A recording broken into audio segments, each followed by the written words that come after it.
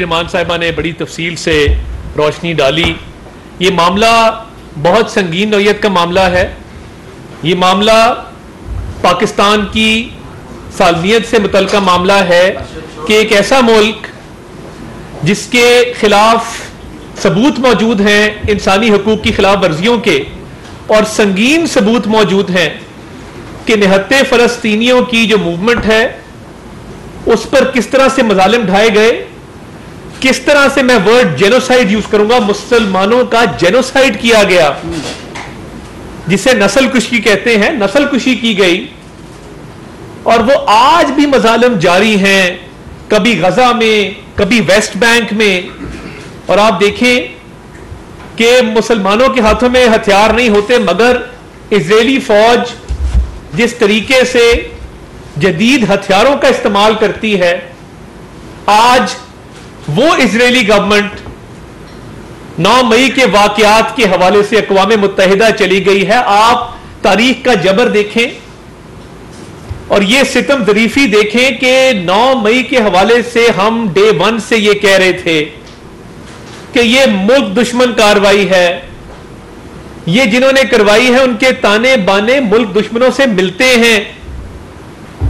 और इजराइल का अक़वाम मुत्तहिदा में जाना और ये कहना कि पाकिस्तान में पुरअमन एहतजाज की इजाजत नहीं है, पाकिस्तान में इंसानी हकूक की खिलाफ वर्जियां हो रही हैं, इससे यह बात साबित हो गई कि जो हसास बिल्डिंग्स को निशाना बनाया गया, शुहदा की यादगारों की बेहुरमती की गई, सरकारी अमलाक को नुकसान पहुंचाया गया, पाक फौज की सेंसिटिव बिल्डिंग्स पे हमला किया गया, वो महज इत्तेफाक नहीं था, वो बाय डिजाइन था। और हकीम सईद मरहूम आज से कई दहाइयां पहले ये पेशन गोई कर गए थे कि पाकिस्तान में एक ऐसा लीडर आएगा जिसके ताने बाने इजराइल से मिलते होंगे, जो इजराइल में लॉबी करेगा। और लॉबिंग फर्म, जिस तरह शरी रहमान साहिबा ने पॉइंट आउट किया, लॉबिंग फर्म्स हायर करने का मकसद क्या होता है। और मैं फॉरेन फंडिंग केस का भी जिक्र करना चाहूंगा। फॉरेन फंडिंग केस में जिन इजरायली शहरियों की तरफ से माली इमदाद तहरीक इंसाफ को दी गई, बैरी सी स्नैप्स नामी आदमी, वो क्यों दी गई? दुनिया भर में इलेक्शन की जो फंडिंग होती है, आप किसी भी जमात को जब फंडिंग करते हैं आप इसलिए करते हैं कि जब वो जमात बरसरे इक़्तिदार आएगी तो वो आपकी एजेंडे पे मबनी पॉलिसी साजी करेगी, पॉलिसी तैयार करेगी। तो अब समझ आइए कि फॉरेन फंडिंग से लेके 9 मई तक इस जमात के खिलाफ जितनी भी सबूत मौजूद हैं, जो भी वाकया, उसके ताने बाने बैनुल अक़वामी सतह पर एंटी पाकिस्तान जो एक इस्टेब्लिशमेंट है, ये एंटी पाकिस्तान जो सेंटिमेंट है, उससे जाके मिलते हैं, असर दिया जाता है। तो इमरान खान की फैमिली वहां मौजूद थी, उनकी तीनों बहनें वहां मौजूद थी कोर कमांडर हाउस लाहौर के बाहर, उनका भांजा वहां मौजूद था वर्दी हाथ में उठाए, हसान नियाजी। तो ये लोग मौके पर मौजूद थे, इनकी मौजूदगी साबित है। आपके फैमिली मेंबर जिना हाउस क्यों गए थे, क्या करने गए थे? क्या ये पीसफुल प्रोटेस्ट था? क्या किसी के घर को आग लगा देना, उसकी फैमिली को जदोकोब करना, जानो माल को नुकसान पहुंचाना, क्या ये पीसफुल प्रोटेस्ट है? हां, इजराइल की नजरों में ये पीसफुल प्रोटेस्ट है, क्योंकि इजराइल जो निहत्ते मुसलमानों पे मजालिम ढाता है, उनको पता है किस तरह की कार्रवाइयां कैसे की जाती हैं। तो ये बेसिकली वही रविश है कि जब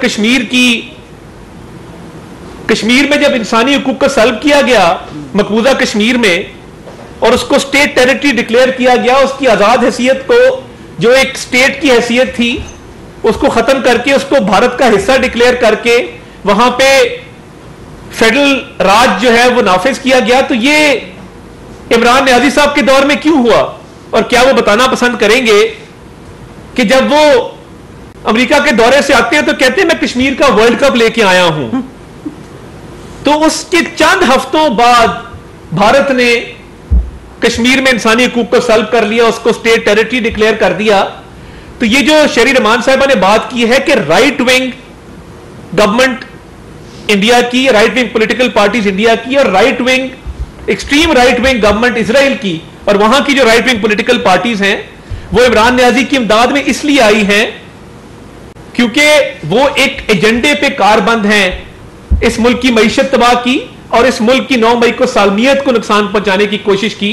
तो ये एजेंडा ना सिर्फ लोकली इन्होंने यहां पे मुल्क के खिलाफ साजिश की, अब तो बैनुल अक़वामी सबूत आ चुका, इररिफ्यूटेबल एविडेंस आ चुका, और इजराइल ने इमरान खान के हक में डॉक्यूमेंट जमा कराया है जो कि क़यामत तक मुंह बोलता सबूत रहेगा कि ये इजराइल बैक्ड पार्टी है, फॉरेन फंडेड पार्टी है और ये पाकिस्तान की सालमियत के खिलाफ ऑपरेट कर रही है। बहुत शुक्रिया। मैं एक चीज कहना चाहती हूँ आपसे इजाजत लेने से पहले। अता, अव्वल तो वो इजराइल की कंप्लेंट पे पाकिस्तान सफाई दे इंसानी हकूक के हवाले से, ये एक अजीब सी बात है। मगर अगर आप मेरे से पूछें, मेरी राय में इंसानी हकूक की पामाली का सवाल ही पैदा नहीं होता, और जो लोग जिनकी शनाख्त की गई है टेक्नोलॉजी की मदद से या जिनकी मौजूदगी साबित है मौके पे, उनके अलावा किसी का ट्रायल नहीं किया जा रहा।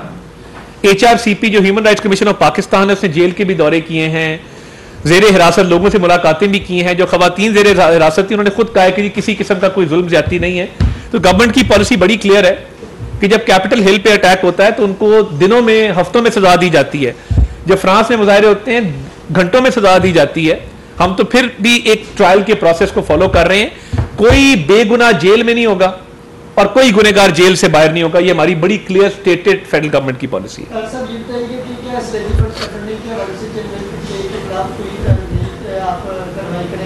फॉरेन फंडिंग केस में जो इजरायली फंडिंग है उस हवाले से ऑलरेडी केस FIA में रजिस्टर हो चुका है। कराची, लाहौर, इस्लामाबाद 3 जगहों पे FIRs हैं। इस मुकदमे पे स्टे ऑर्डर है कोर्ट्स की तरफ से, वरना हम प्रोसीड करना चाहते थे, इस मामले को आगे चलाना चाहते थे कि इसकी तहकीकात हो। तारिक शफी नामी एक बिजनेसमैन है जिन्होंने कलीदी किरदार अदा किया है वुटन क्रिकेट क्लब से जो पैसा आया है उस हवाले से, मगर अनफॉर्चुनेटली कोर्ट्स ने इमरान न्याजी साहब को फॉरेन फंडिंग केस में स्टे ऑर्डर दिया। बहुत शुक्रिया, थैंक यू।